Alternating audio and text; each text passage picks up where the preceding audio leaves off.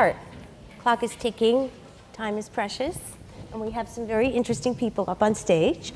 So today, as you know, we're talking about how women can use networks and technology to advance. And so I know that that is an issue that is key to my heart and everyone on stage and hopefully everyone in the audience. And so I don't think I'm going to go into like the actual introductions, but I would like, Fardlans, if you could just start, and then we'll go to Romy, and then we have Brenda, and then we have Stasia. Just give everybody a little quick rundown, minute maybe, so we can save some time. But tell us about your companies, and then we can get into how your companies are working to leverage women's careers. Yes, hi everyone. My name is Farnaz Ronaghi, and I am CTO and co-founder at Novoed. We are a social collaborative online learning platform, and we enable professional development opportunities for everyone, including women. Nice. I'm Romy Newman. I'm the president and co-founder of Fairy God Boss. We are the largest career community for women. We have a social mission, which is to improve the workplace for women by creating transparency. So I can't really think of a better place for me to be talking. We're about 4 years old, and I'm very proud to say that we are a venture-backed company supported by GSV. Hello everyone, my name is Brenda Darden Wilkerson, and I'm the president and CEO of AnitaB.org, which is named after our founder, Anita Borg. We're a women in tech organization, we're international, and our job is to elevate the conversation around opportunity for women in tech and to help our corporate customers to create a more meaningful and inclusive environment for a diverse workforce. Hi everybody, I'm Stacia Gar, and I am the co-founder and principal analyst at a firm called Red Thread Research. We do research on human capital, specifically learning, talent management, diversity inclusion, people analytics, and the technologies that support them. I passed out a little summary of some research that we've done on this topic of women in networks, because this is a piece of ongoing research that we're doing, and we think that there's a lot to be said about what could be done differently in this space. So looking forward to this. Great, okay, so I'm just going to throw some stats out at everyone because I work at Forbes, we like numbers and we like stats. So, did everyone know that in the tech field about 17% of founders are females? That's bad news, right? 30% in ed tech, that's great. 40% of the founders here today at this conference are females, which is amazing. So I think that we should all be very proud of that and really salute ASU GSV for selecting these companies, not just because they were female founded, but because they're great female founded companies. So education, as we know, is a gendered space generally, as is like human resources and careers. And so that gives women the leverage, maybe the leverage that we need. Maybe it's just a place to start. So let's just talk about like how this is the sweet spot for women, this particular sector. And then we can go on to actually building the technology. So, Stasia, why don't you start at the end there? Sure. Yeah, so human resources, like education, 70% of human resource professionals are women. So I think it's an important thing for us to think about as we're building our practices and our approaches to understand certainly kind of what their experience is of women, and not to kind of leave that aside, because I think that sometimes that's what we end up seeing.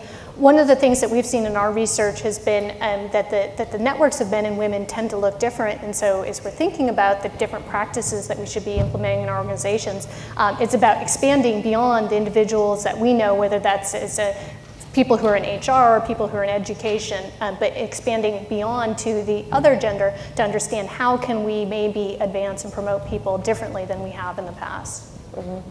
Yeah. I would add to that, I think what's been very encouraging for us at Fairy God Boss is that 3 or 4 years ago when we started talking to companies about the importance of having strategic initiatives to bring on more female hires, there was less urgency, there was less enthusiasm.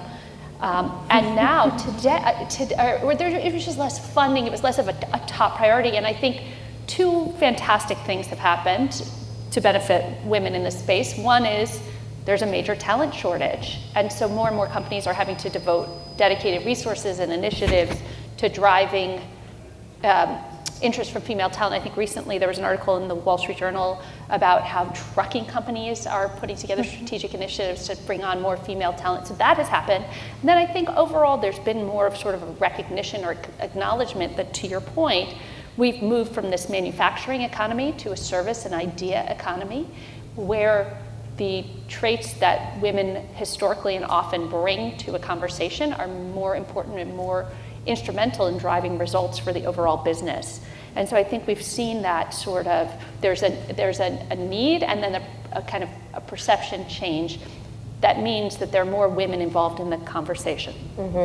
Do you feel like there's also like the social climate has changed at all? And maybe Brenda, you want to talk to that? Yeah, I think definitely. I mean, there's a lot of different ways we can look at that. And our organization is not only international, so we're looking at a lot of different cultural differences and how this whole thing plays out and what the needs are in various different geographies. But I think also by age, right? So if we specifically were to talk about millennials, we know that they are actually helpful in this trend in that they do a better job of interviewing the company than, say, earlier generations did, and making demands of, you know, how are your women treated? Where are your women? What are the roles that they're in? And so there's much more visibility, and that puts companies kind of back on their heels to actually address this issue and make it much more front and center than maybe it was in the past. And so I think that is one really great positive.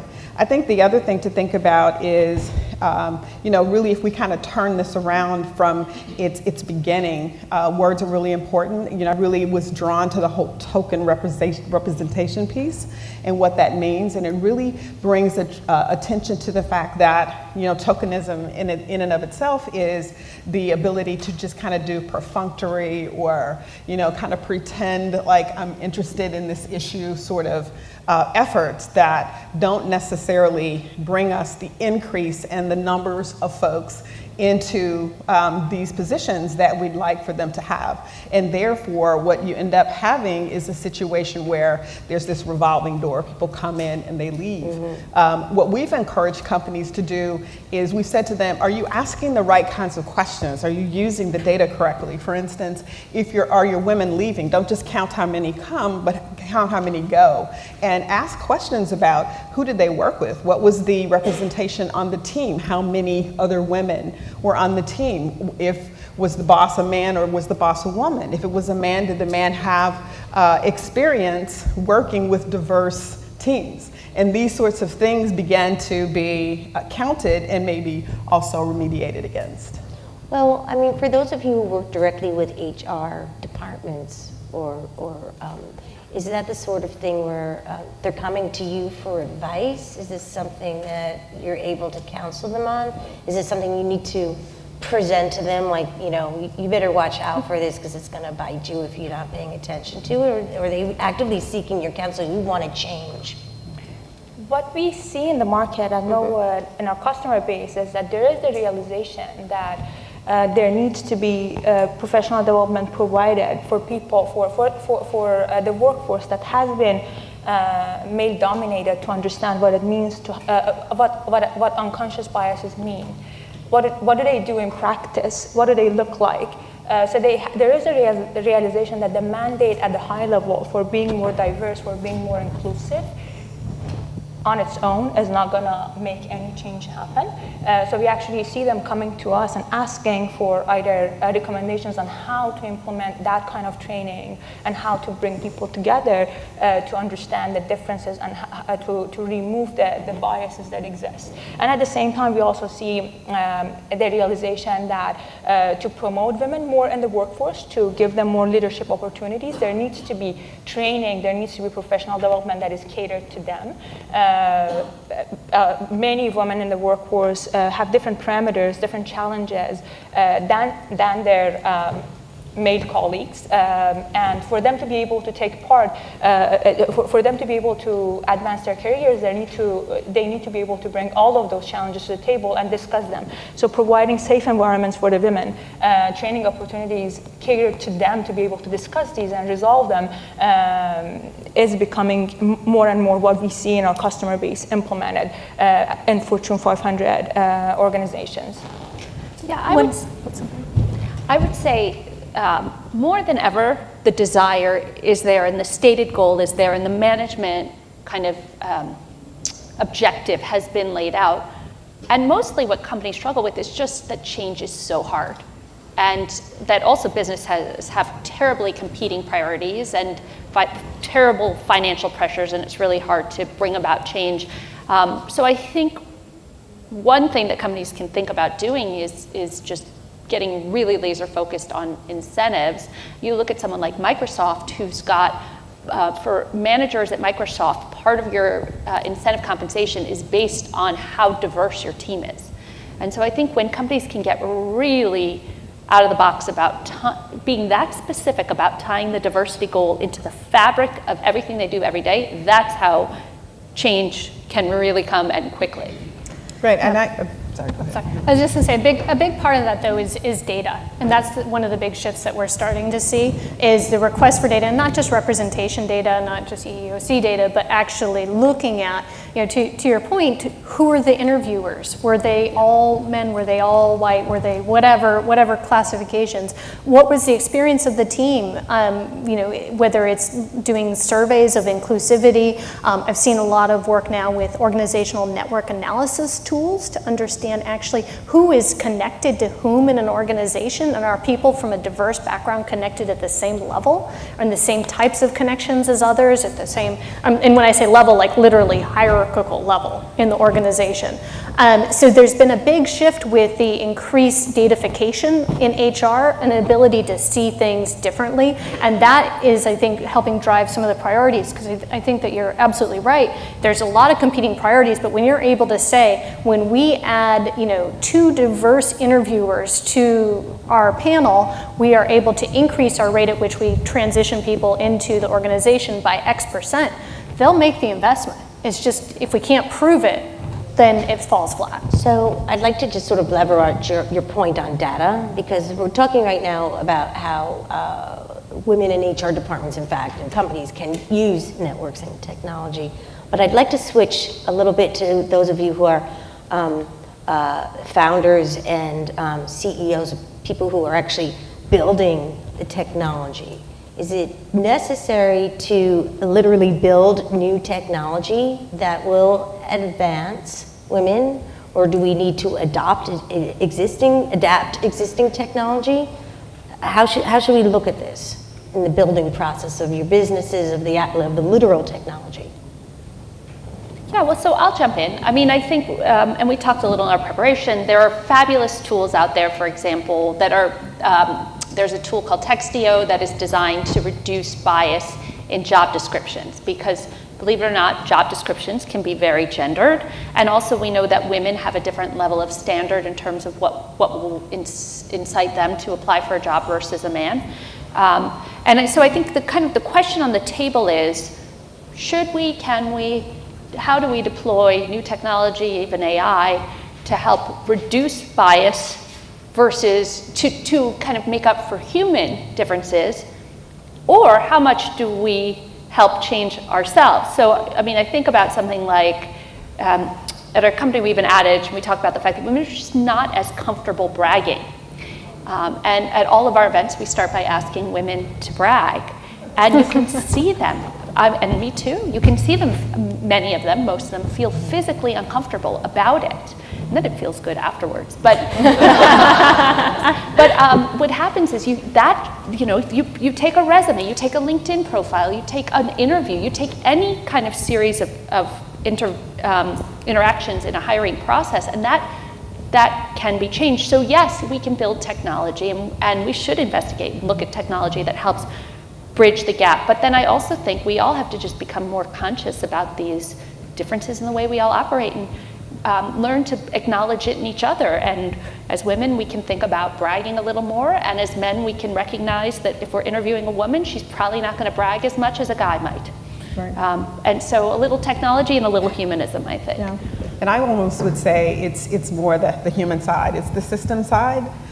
The technology should assist, and I think many times that we know that AI is very much impacted by the bias of the folks that build it, and so we have to discuss that as well. But I think in terms of the systems that exist around what the expectations are of what success looks like, of what people specifically in tech teams, because I speak to tech teams, look like, we know that the narrative does, when you think in pictures of a technologist, still we don't have the picture of the female technologist coming up in people's minds.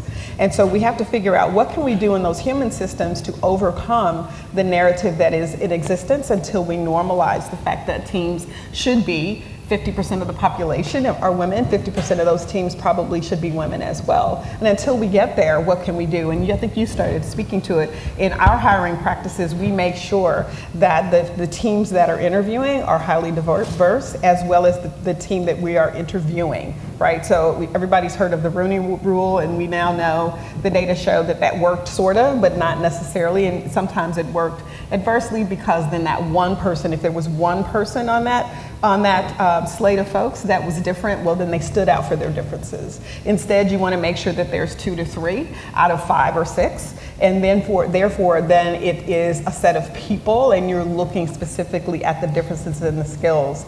I am an introvert, and it is difficult. People say, really? I can't tell that, really. You know, but really I am, and if given the opportunity, I probably wouldn't say much at all, but we know that it's not practical. But we also have a whole set of the population who should not be we should not be denied the ability to have their skill sets at the table because they don't behave in a certain way that has historically been the way we expected. So is that the technology? Maybe in certain cases where we're able to remove certain terms that we know are characteristically biased, but in terms of the people systems, it's an adjustment that has to be made for the folks at the table, HR, the hiring managers. Why are all the hiring managers of a certain type versus being diverse? That's something we control. That's not anything, any software. Well, I would change. also argue that each of you has used your business, your technology-based business, to show leadership. And that's not just an internal thing about being a co-founder or a CEO. That's about sitting here on stage right now. So can you speak a little bit about, like, you said you're an introvert, like, why is it important for women to advance? Is it important for you to be sitting here and for this to be an audience of both genders, many ages, many different backgrounds? Why is your presence so important here? It's the role models for everyone to be able. So for every girl to be a computer scientist, for example, as I am, they need to be able to picture a girl that is on their computer working, maybe as my 3-year-old pointed out to me, like, girl laptops have stickers, like, and not worry about those generalizations that people seem to start making at the age of 3.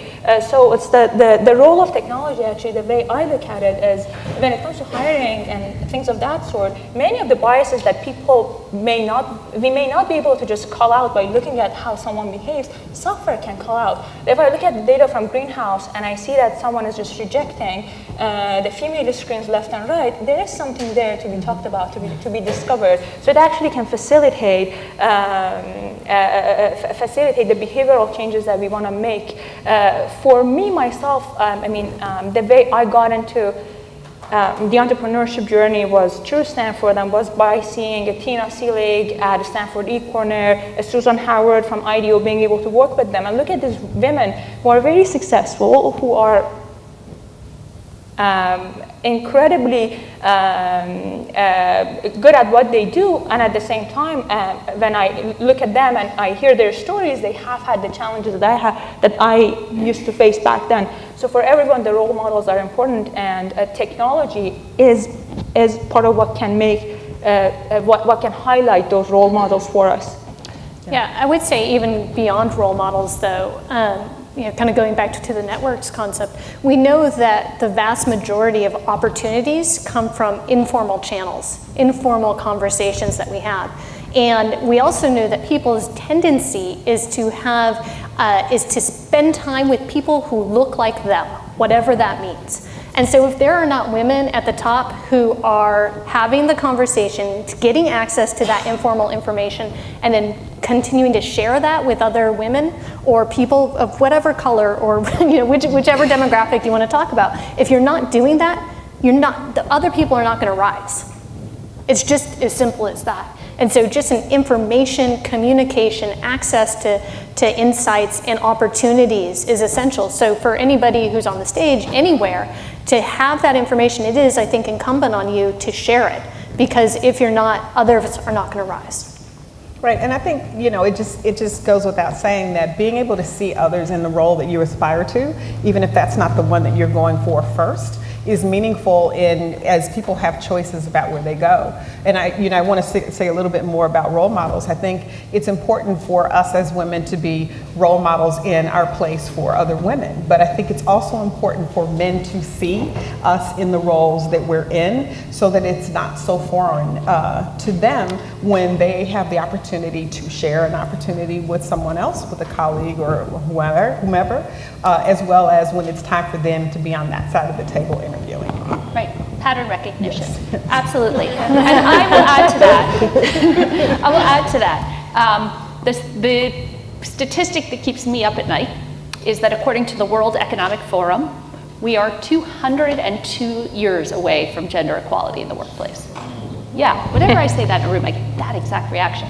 But it's dire and intolerable, right? And so, I spend all day, every day talking about gender equality, and I have a 5-year-old daughter, right? And so what I think is, I'm not gonna see it in my lifetime, but if we work really hard and make significant change to accelerate the timeline, she will. And so how do we achieve that? And I believe it's about getting more strategic, more collaborative, and this word makes people nervous, but more collusive. We have to collude together, band together to help each other advance. And before I came to this, I worked at a major US newspaper. You could say it. The Wall Street Journal. No harm. While I worked there, I was an executive in the advertising business, and I became informal. I made an informal network with a woman who was senior in HR.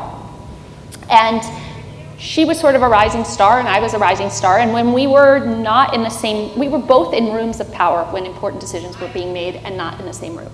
And when I was not in a room, she represented me and stood up for me and helped advance me. And likewise, I did the same for her when she was not in the room, and even better, we back channeled.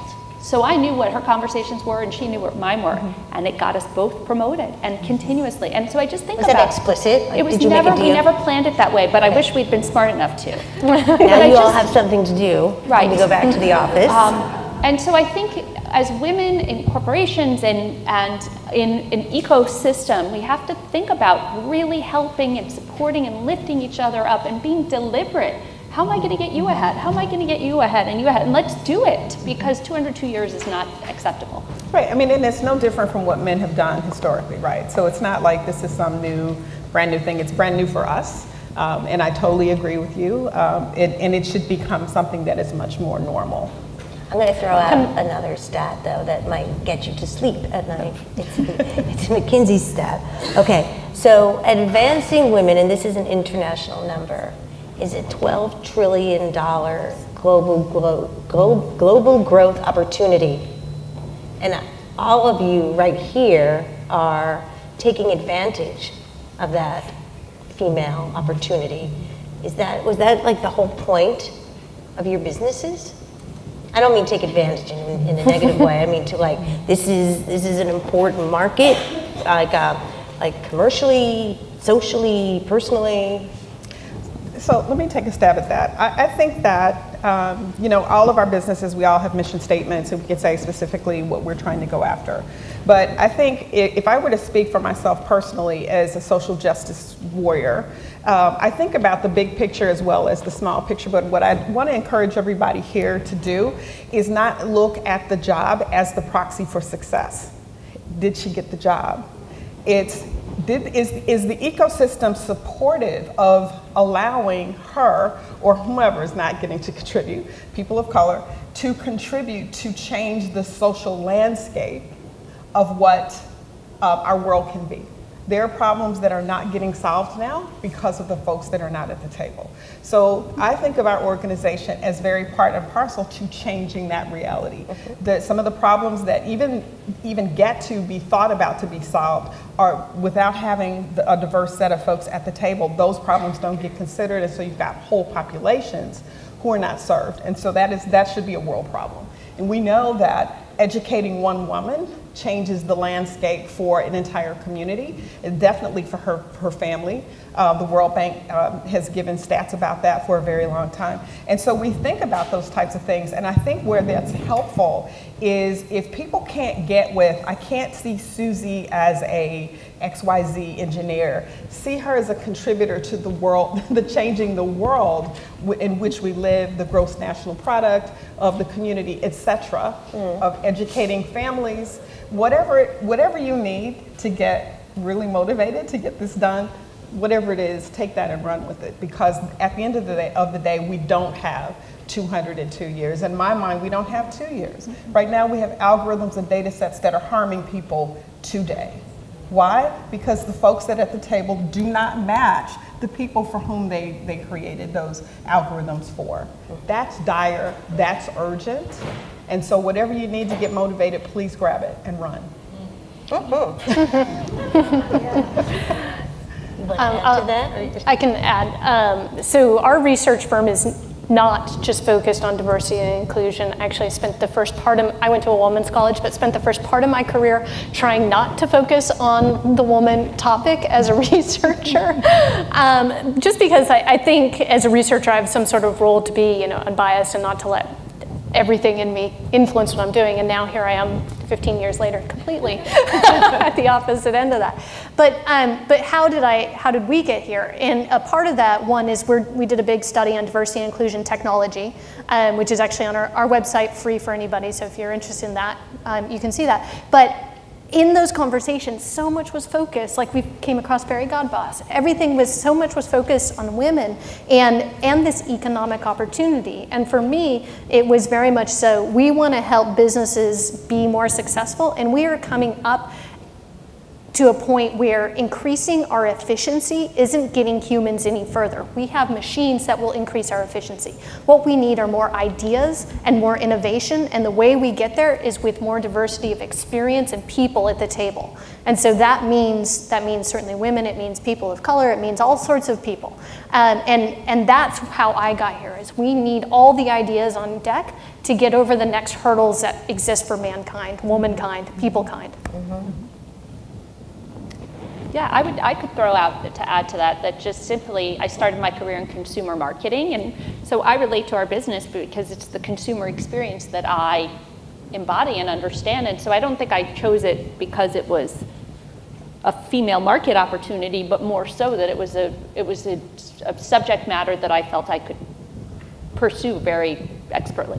Okay, so there's two things that keep coming up in this discussion today that if we're going to talk about any kinds of solutions or advancement or changing the landscape, it's a two-pronged approach, one through the technology aspect, and the other is through just changing people, changing ourselves, changing the people who are sitting at the table with us or pushing our way onto the table. So can each of you give to the audience like one thing that they can take back to their own workplace or their own organizations, that they can make this kind of change so that we can start right here? I personally see the role of mentorship as being very valuable in promoting women and helping everyone get to the next step of their careers. So I actually urge everyone in this room, if they don't have that, find a female collaborator or someone junior in the role you are. For me, there are female engineers that I do this for, just mentor them, share experiences with them, spend 15 minutes of a coffee, but that would make a huge difference in my opinion, in changing people and ideas one by one, because you're just implementing change yourself and recommend that to everyone around you. So I have that action item for people in this room rather than take away.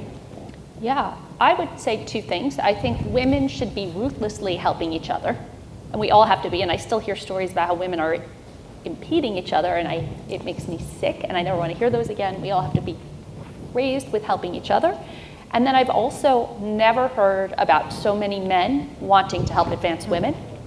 And I think empowering men and engaging them in the conversations, including them in the efforts, is essential. So opening those lines of communications and making all efforts as inclusive as possible. So I would say, because there are a lot of solutions, obviously, but two easy ones that come to mind is when you think about making a change in your workforce and diversifying it. Let's use the keyword in our presentation today: don't hire a token. It's not going to work. That person is going to be isolated, and they're going to go. It's about changing our mindsets about what makes for a diverse workforce and what makes for a successful workforce. I would say look at your company's, the representation of folks who buy your products and match that on your workforce. Okay, so if women are purchasing 60% of your products, then women should be 60% of the folks that are helping you to develop those products and make sure that they're right, period. Same thing with people of color. But the big thing in my mind is being unafraid. I think a lot of what we deal with this sort of inching forward, the 202 years, is that people are afraid of the loss of the entitlement that they already have within the organizations. And so if we can get past that and understand that there's nothing but success in diversifying your workforce. We know that the bottom lines are better. We know that the product development and uptake success is better. All of those markers are better. So what's keeping us from it has just got to be just plain old fear. So if we could throw that out, fear of that change, and embrace it, I think we could get there faster. And then I would add, in the research we came across a big theme, which was, do we focus on fixing the woman or fixing the workforce? And and we have to fix the workforce. We have to fix the systems. And that could be technology systems, that could be our promotion practices, our hiring practices, et cetera. But if we continue to say to each individual woman, it's up to you to fix what you do. It's up to you to communicate differently. It's up to you to do these things. We continue to keep people from coming together and having a holistic system, and we put the individual blame on those individual women. Yes. And that is not fair. It's a system that has been developed that does not support anybody who is not the majority. So I once heard somebody say that if you're not intentionally including, you're excluding. So think about how you can intentionally include in the systems, not just individuals. It's so important because when you put the responsibility on a single individual, effectively what you're doing is you're giving permission to those in power, whether it's within the organization or just at large. But one question that came to my mind, and we only have a minute left, but when you see, the word that stuck out for you is tokenism, right? Like, let's just say you're at a company and they're like, you know what? It's time to change. We have an all-white male workforce. That first person is inevitably going to be a token, right? So the intention is it the intention or the act? Like, where does that fit into it? Because it has to happen someplace, right? So if it's not the first person but the first two, then you don't have tokens. Yes. Right? So it's always the issue of why is there one? Right. And I've been in corporate and I've been in startup. Well, how did that happen? And how are the rules around who fits and who doesn't almost keep in place the ability to have that one. And so again, that's why to me it's more about the mentality, the narrative that has to change such that you don't have one. Now, if you're in a startup, it's one, right? And that person's got to be that brave person, but then also be given license and a place at the table to make sure that they don't stay the one. But if you're in a big organization, there's no reason for there to be one or 1%. I mean, that to me is just... I was actually also thinking in terms of panels, how there's been this movement, and like, oh, you have to have at least one woman on your panel, which is a token, right? I've been that woman, Yeah. you know. So, and it's pretty funny too, because it what doesn't occur to people who are in the majority is that is occurring, and so being able to have these conversations is going to be really important, because it's like, I remember I walked up on a stage, there were 6 of us, and we were all finding our place because our names were there, and I looked up and I was the only person of color and the only woman. And I said, oh, I guess I'm the token for today. And everybody was like, whoa, you know, freaking out like I had said something awful. But I think there just isn't the awareness, and so we have to have these conversations. Thank you. Okay, thanks everyone. Really appreciate it.